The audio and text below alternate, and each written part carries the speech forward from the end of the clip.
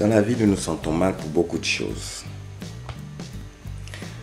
J'ai rencontré une amie à moi qui m'a dit qu'elle avait du mal à pouvoir se séparer de son copain, l'homme avec qui elle avait fait 4 ans.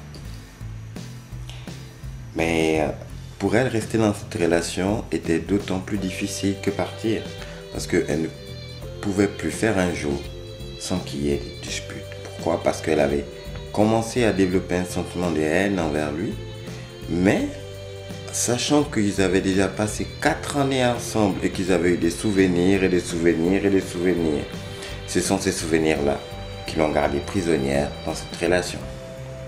Alors je lui ai dit ceci, que comment te sens-tu quand tu es dans ses bras?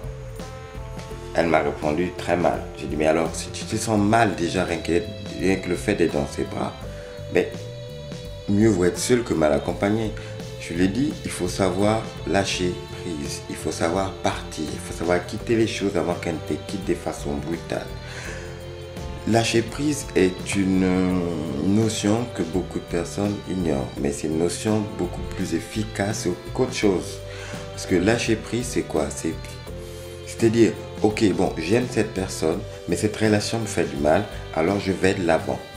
Perdre quelque chose qu'on a possédé et se dire que ça va nous faire du mal pour le futur n'est pas forcément quelque chose de vrai. Pourquoi? Parce que ce qu'on a aujourd'hui, c'est parce qu'on a perdu des choses dans le passé qu'on a retrouvé des nouvelles choses dans le futur.